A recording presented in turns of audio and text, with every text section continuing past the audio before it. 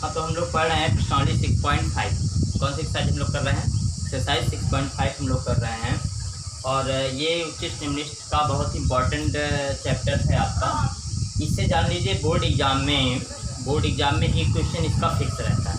इस एक्सरसाइज से 6.4 और 5 4 में तो कुछ खास ज़्यादा नहीं, लेकिन 5 6 से मतलब 5 और विविध दोनों में से एक क्वेश्चन आपका आता है और लॉन्ग आंसर में। ठीक है, इस वजह से अगर आपको एक नंबर नहीं, जितने नंबर का होता है 4 नंबर 6 नंबर का होता है ना, तो वो आपको अगर लेना है तो 8 नंबर के आने लगे क्वेश्चन, 6 नंबर के आने लगे।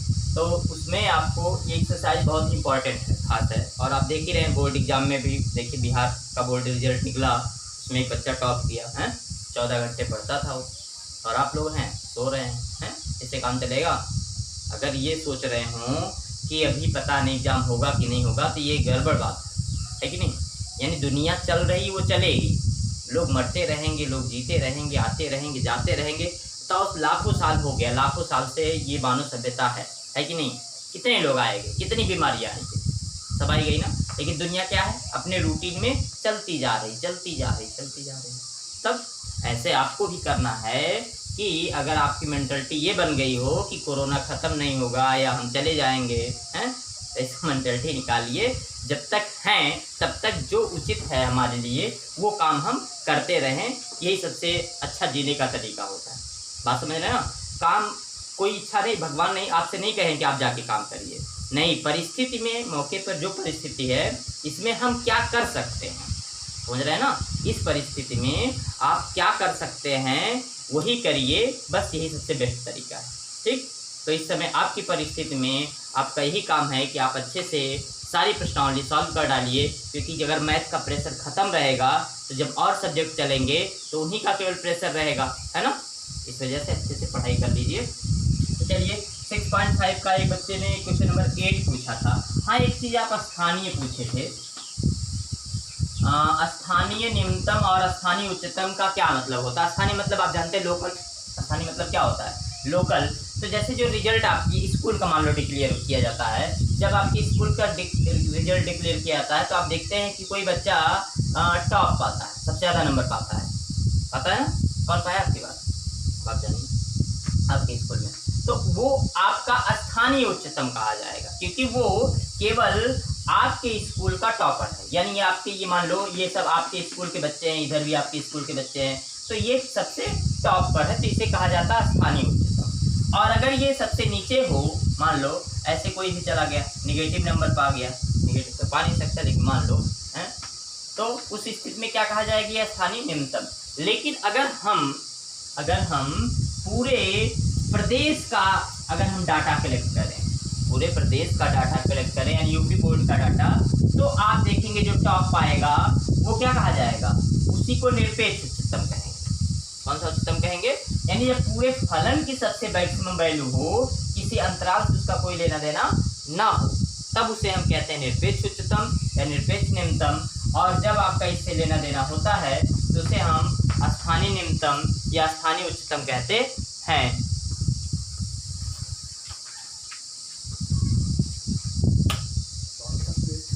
हाँ, तो स्थानीय उच्चतम और स्थानीय न्यूनतम का यही मतलब है और कुछ नहीं है। तो 8वां क्वेश्चन देख लेते हैं सेकंड डेरिवेटिव टेस्ट से। क्या है सेकंड डेरिवेटिव टेस्ट? आप जान ही रहे हैं। fx इक्वल टू आपको दिया गया है sin 2x और अंतराल एक दिया गया है 0 से 2 पाई में, और आपसे पूछा जा रहा है, क्या पूछा जा रहा है कि उच्चतम मान प्राप्त करता अंतराल 0 से 2 पाई के किन बिंदुओं पर फलन sin 2x उच्चतम मान प्राप्त कर रहा है, ये आपको पता करना है। तो वही प्रक्रिया f डैश x निकालेंगे हम। f डैश x बराबर क्या होगा? sin 2x का अवकलन माइनस cos 2x। सही किए हैं? नहीं, चिन्ह का ध्यान रखा करिए।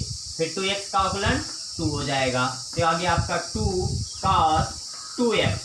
ठीक है, आप लिखेंगे उच्चतम या निम्नतम मान के लिए, या उच्चिष्ट या निम्निष्ठ मान के लिए, उच्चिष्ट है या निम्निष्ठ है मान के लिए, या आप कह सकते हैं क्रांतिक बिंदु के लिए, क्रिटिकल पॉइंट्स के लिए f डैश x को हम किसके बराबर करते हैं? 0 के बराबर करते हैं। यहाँ यानी 2 cos 2x बराबर आपका 0, यानी cos 2x वैल्यू मिल गई आपको 0। अब आप बताइए कि cos कितने कितने की वैल्यू आपकी 0 होती है, cos कितने अंश का मान 0 होता है। तो आप जानते हैं पाई के जितने भी गुणज होंगे, यानी 1 पाई/2 के यानी 90 अंश है ना, और cos 2 पाई/2 है, सही है, नहीं विषम गुणज होंगे 3 पाई/2, ठीक है, और cos 5 पाई/2, इन सब की वैल्यू क्या होगी आपकी निगेटिव आएगी। क्या आएगी? निगेटिव। तो ऐसे करके आप किसकी वैल्यू निकाल रहे हैं? क्या इसमें कहा गया है कि x बिलोंग करना चाहिए 0 से लेकर के 2 पाई के बीच में, 0 से लेकर के 2 पाई के बीच में होनी चाहिए। तो अब यहाँ देखिए, अगर हम यहाँ से वैल्यू निकालते हैं, यहाँ हमको किसकी वैल्यू मिल रही है? 2x की वैल्यू मिल रही है। 2x इक्वल टू क्या मिल रहा है? पाई/2, मतलब x इक्वल टू क्या मिल गया? पाई/4। हम पाई/2 पे नहीं चेक करेंगे, किस पे चेक करेंगे? पाई/4 पर चेक करेंगे। अगला क्या होगा? 2x इक्वल टू 3 पाई/2, इसका मतलब आपको x इक्वल टू क्या मिल गया? 3 पाई/4। ऐसे ढेर सारे जो मान मिलेंगे उसको आपको कहाँ रखना है? f"x में रखना है। इसका एक बार और अवकलन कर देना है, तो डायरेक्ट हम कर दे रहे हैं, cos का अवकलन माइनस साइन होता है, -4 sin 2x। अब x का मान जो आया है उसको रखिए। अगर ये उस बिंदु पे क्या आ जाए? निगेटिव आता है, तो जान लीजिएगा कि उन बिंदुओं पर, जैसे x बराबर मान लो पाई/4 रखे, 45 रखेंगे, तो 45 दूनी 90, साइन 90 का मान कितना होता है? 1, है ना, लिख देते हैं। x बराबर पाई/4 पर ऐसे भी लिख सकते हैं, f" पाई/4 इज इक्वल टू कितना हो जाएगा आपका? -4 sin 2x, 2 इंटू x की वैल्यू पाई/4, यानी आपका हो जाएगा पाई/2। ये हो गया आपका साइन पाई/2, और साइन 90 का मान होता है 1, यानी -4। अर्थात कह सकते हैं कि x बराबर पाई/4 पर ये फलन उच्चतम है।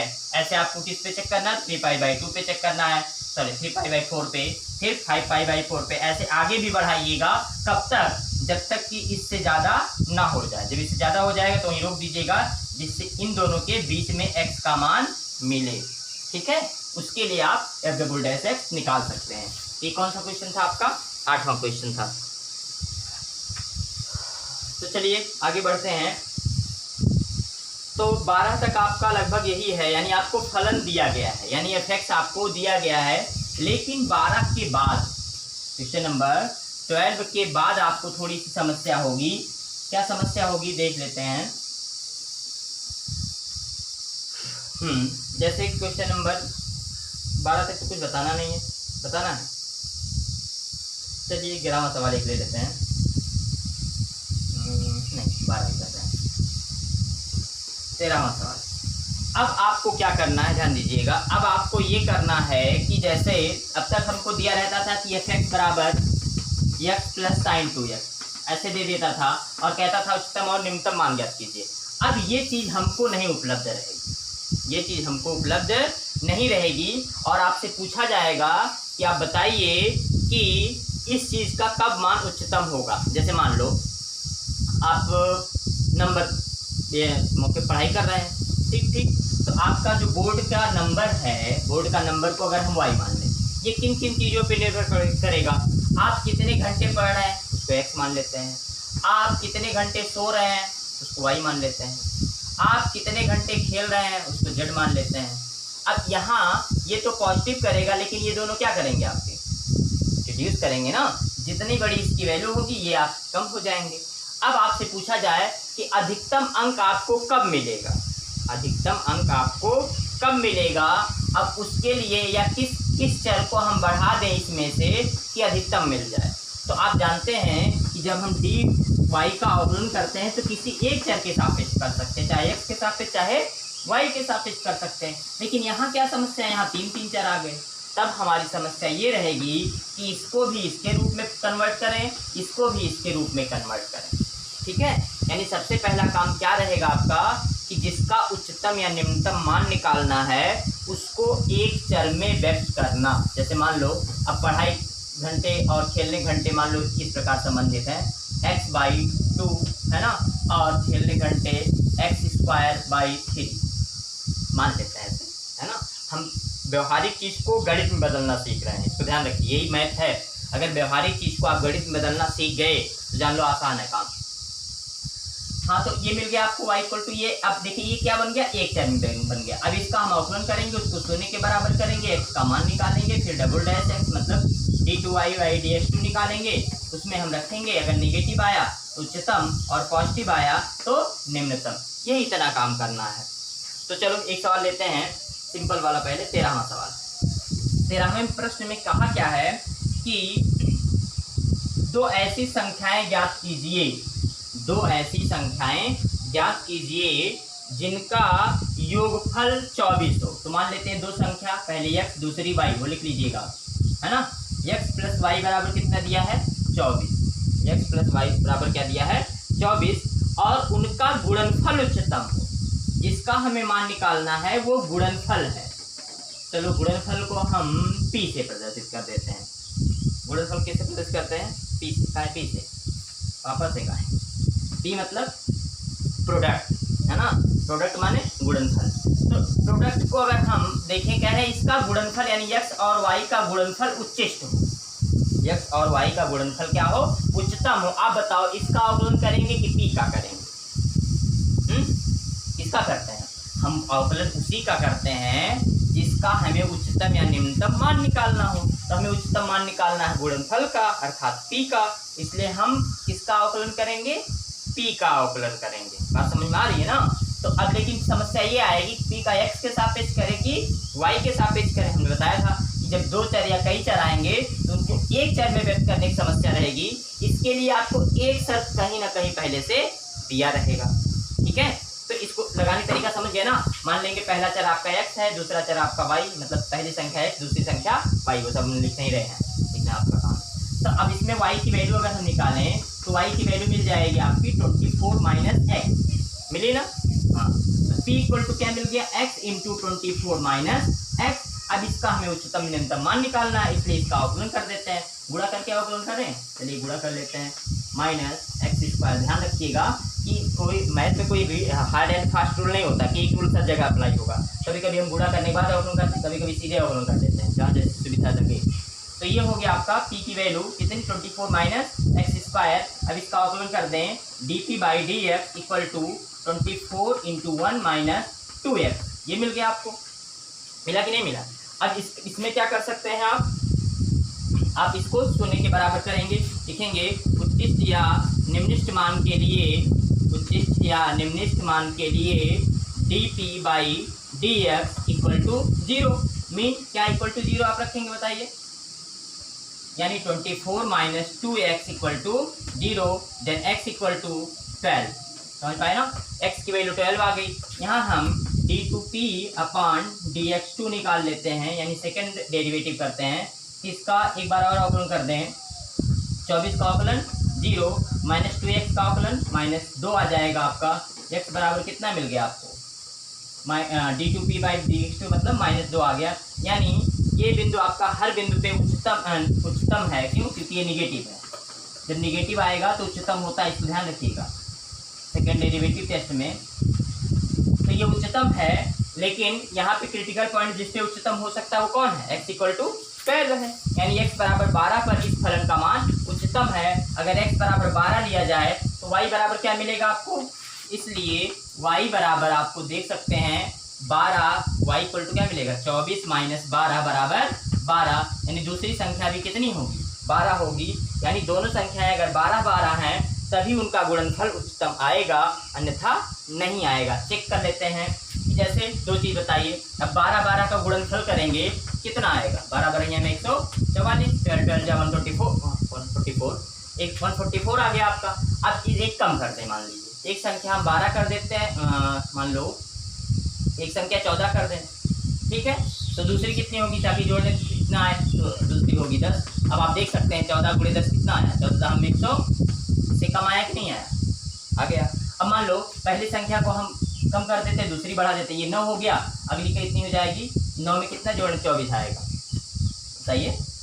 13 9 22 होता है, तब 15 9 24, 15 9 कितना आया आपका 135, कम आया कि नहीं 144। यानी कोई भी मान रखेंगे आप इन दोनों में, एक्स वाई का मान 12 से कम रखेंगे तो आप देखेंगे प्रोडक्ट आपका हमेशा क्या आएगा, 144 से कम आएगा, यानी 144 आपका उच्चतम मान। ठीक है, तो ये बहुत ही खास चैप्टर है, इसका यूज हम व्यवहारिक जीवन में भी कर सकते हैं, लेकिन करना नहीं जानते हैं। बहुत सारे लोग कहते हैं कि गणित वो पढ़ाई गई, साइन क्लास कहाँ पढ़ाया गया, कहाँ काम आता है। अगर आप उसके लगाना सीखे तब तो काम आएगा ना, लगाना जानते ही नहीं कहाँ काम आएगा। तो ये आपका गुणनफल हो गया, गुणनफल उच्चतम हो गया। समझ में आया सबके? एक बार फिर से समझा देते हैं समरी, क्या क्या किया गया है। हमने क्या किया, पहले जो शर्त दी गई थी उसको हमने लिखा, दो संख्याओं का योगफल 24 है, उनके गुणनफल का उच्चतम मान निकालना है। हमको फोकस बस उसी पे करना है जिसका उच्चतम मान निकालना है। ये इससे बाद मतलब रहता है, पहले मतलब नहीं। तो गुणनफल p का उच्चतम मान निकालना है। p क्या है, दोनों का गुणनफल है, यानी x और y को हम गुणा करेंगे। अगर योगफल कहता है तो प्लस करते हैं, अंतर कहता है तो माइनस करते हैं, जो भी कहता है वो करते हैं। तो ये आपका आ गया। इसमें हमको समस्या क्या उत्पन्न हुई कि हम इसका एक चर के सापेक्ष अवकलन कर सकते हैं। दो चर के सापेक्ष अवकलन अभी हम नहीं पढ़े हैं, होता है आगे चल करके पार्शियल डेरिवेटिव पढ़ेंगे। तो इसमें क्या है, आपका एक चर के सापेक्ष अवकलन किया गया। बनाने के लिए y की वैल्यू आपको एक जगह एक शर्त और दी रहेगी, वहां से उठा के रख देना, अवकलन कर लेना, अवकलन को शून्य के बराबर करना है, उससे x का मान मिल जाएगा। और x का मान आपको जो दूसरी शर्त दी रहेगी उसमें रख देना है, आपको y का मान मिल जाएगा। यही आपका उच्चतम मान होगा। अगर उच्चतम मान भी पूछता, उच्चतम गुणनफल का उच्चतम मान बताइए, तो गुणनफल का उच्चतम मान कितना है, 144 है, यहाँ रख के हम देख सकते हैं। ठीक, तो चलिए अगले क्वेश्चन की तरफ बढ़ते हैं। कौन सा ले बताइए।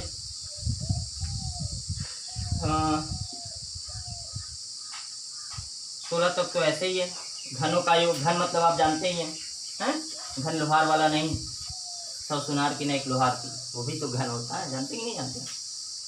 एक घन होता है इस शेप में, लेकिन यहाँ घन का मतलब आपके गणित में है क्यूब। हिंट देते 15वें 16वें कोई किसी में आसान है क्या, चलो बता देते। 16वां सवाल देख लीजिए, क्या है, कह रहे हैं दो संख्याएं ज्ञात की जिनका योगफल 16 है, तो x + y बराबर 16, समझ आया ना। उसके बाद क्या कह रहे हैं, और उनके घनों का योग निम्नतम हो। अब घनों का योग को हम मान लो सम से प्रदर्शित करते हैं, कोई भी लिख सकते हैं, जरूरी नहीं है लिखें, आप कुछ भी लिख सकते हैं, अपने नाम का पहला अक्षर लिख दीजिएगा। अब ऐसे किसका नाम होगा, जल्दी आपका नाम हमने लिख दिया है ना। तो s = आपका हो गया, क्या कह रहे हैं, उनके घनों का योग, घन मतलब x का घन और y का घन, है ना। तो घन माने क्यूब और योग माने प्लस, इसी का उच्चतम मान निकालना है। अब समस्या क्या है, फिर इसमें दो चर, तो हम यहाँ से y का मान निकाल लें, 16 - x, है ना।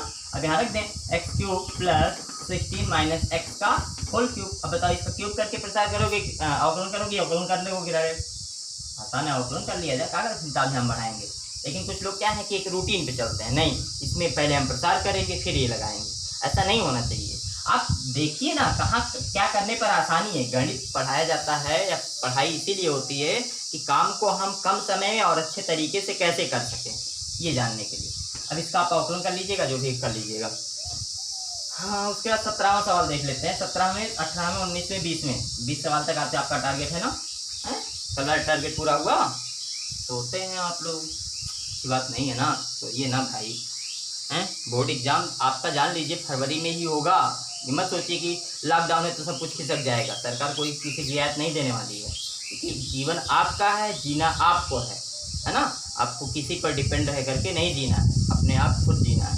ठीक, सरकार भी कह रही है, क्या कह रही है, आत्मनिर्भर बनिए।